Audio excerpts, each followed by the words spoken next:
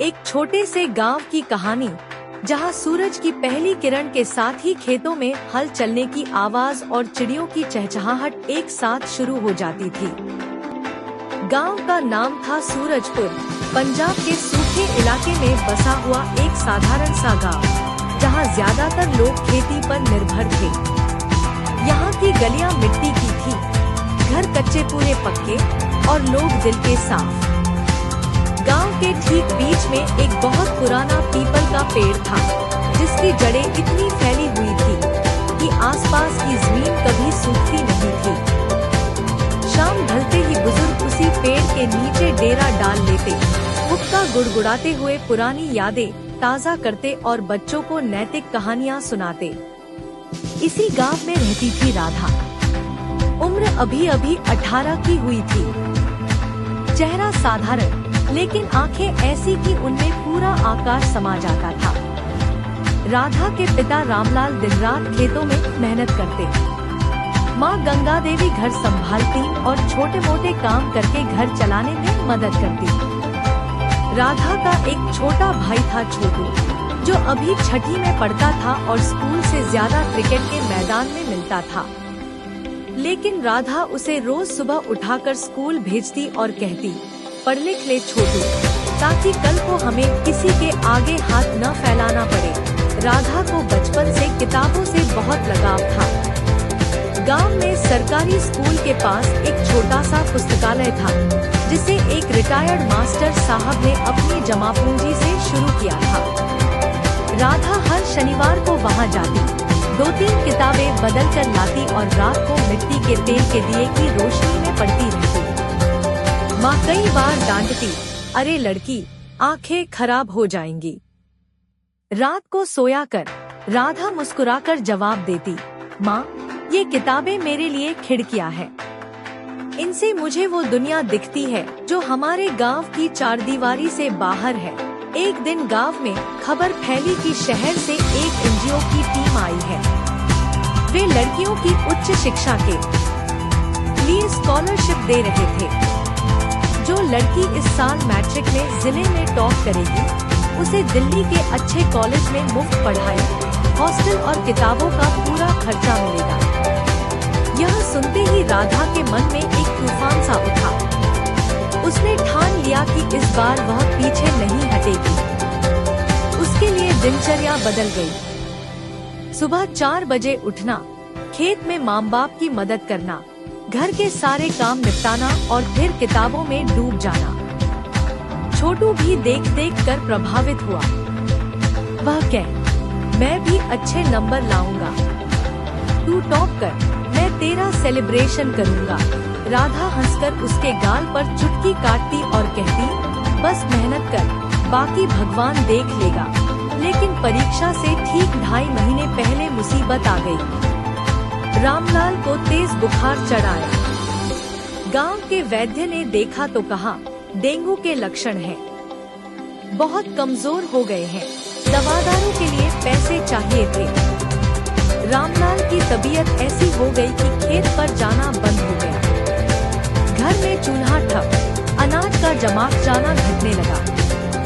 माँ रो रो कर परेशान थी।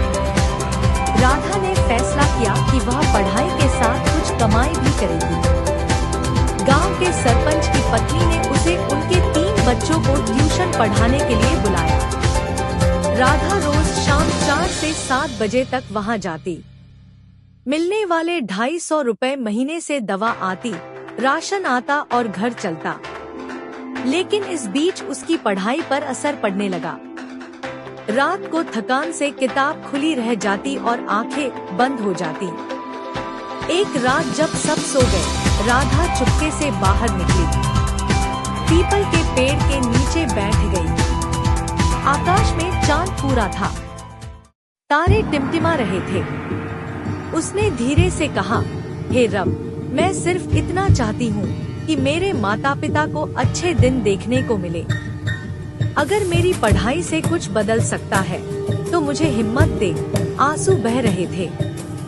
तभी हवा में हल्की सी सरसराहट हुई, जैसे कोई कह रहा हो, बेटी, मेहनत कभी व्यर्थ नहीं जाती।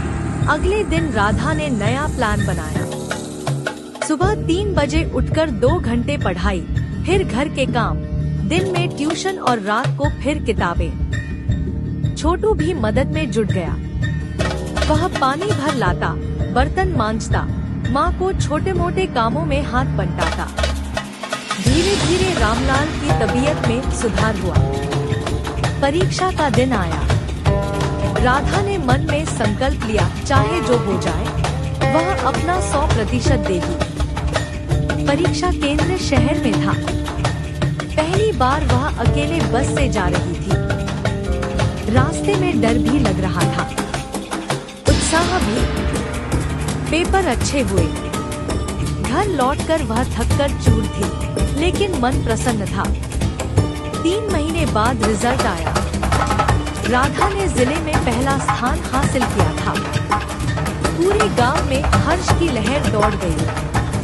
सरपंच ने लाउडस्पीकर पर ऐलान किया, हमारी बेटी ने गांव का नाम रोशन कर दिया। एनजीओ वाले आए, स्कॉलरशिप का पत्र सौंपा। राधा की आंखें भर आईं। उसने माँ बाप के पैर छुए और कहा, ये सब आपकी दुआओं से हुआ है। शहर जाने का दिन आया। छोटा, एक पुराना सूटकेस। छोटू रो रहा था। राधा ने उसे गले लगाया, तू भी पढ़ना, मैं जल्दी लौटूंगी। पूरी गांव की औरतें, बच्चे, बुजुर्ग सब बस स्टॉप पर थे। राधा बस में चढ़ी तो आंखों में आंसू और होठों पर मुस्कान। शहर की जिंदगी अलग थी। बड़े भवन, नई किताबें, अलग अलग भाषाएं बोलने वाले बच्चे। शुरू में राधा को अकेलापन महसूस हुआ, लेकिन उसने जल्दी दोस्त बना लिए। पढ़ाई में हमेशा आगे रहती। प्रोफेसर उसकी मेहनत की तारीफ करते। छुट्टियों में गांव लौटती, परिवार के साथ समय बिताती। कॉलेज के आखिरी साल में उसने प्रोजेक्ट लिया, ग्रामीण भारत में लड़कियों की शिक्षा, चुनौतियां और समाधान। उसने अपने गांव का पूरा केस स्टडी दिया। प्रोजेक्ट इतना प्रभावशाली था कि उसे यूनिवर्सिटी स्तर पर स्वर्ण पदक मिला। पुरस्कार लेते वक्त पूरा हॉल तालियों से गूंज उठा। कॉलेज खत्म होने के बाद शहर में अच्छी नौकरियां आईं, लेकिन राधा ने सब ठुकरा दिया। वह जानती थी कि असली बदलाव गांव से शुरू होगा। उसने सूरजपुर में ही एक छोटा सा स्कूल खोला, उम्मीद बालिका विद्या मंदिर। गरीब परिवार की लड़कियां मुफ्त पढ़ी, यही मकसद था। शुरू में बहुत मुश्किलें आईं। जगह नहीं, टीचर नहीं, पैसे नहीं, लेकिन राधा ने हार नहीं मानी। धीरे धीरे गांव वाले समझने लगे। सरपंच ने जमीन दी, कुछ एनजीओ ने मदद की, कुछ पूर्व छात्रों ने चंदा भेजा। आज उस स्कूल में 150 से ज्यादा लड़कियां पढ़ रही हैं। कई ने 10वीं 12वीं पास की, कुछ कॉलेज में हैं। राधा अब भी वही सादगी से रहती है। शाम को पीपल के पेड़ के नीचे बैठकर बच्चों को कहानियां सुनाती है। छोटू अब सॉफ्टवेयर इंजीनियर है, अच्छी कमाई करता है, लेकिन हर महीने गांव आता है। राधा अक्सर कहती है, सपने देखना आसान है, उन्हें पूरा करना कठिन। लेकिन अगर इरादा मजबूत हो, मेहनत सच्ची हो और थोड़ी सी दुआ हो, तो कोई भी मंजिल दूर नहीं रहती।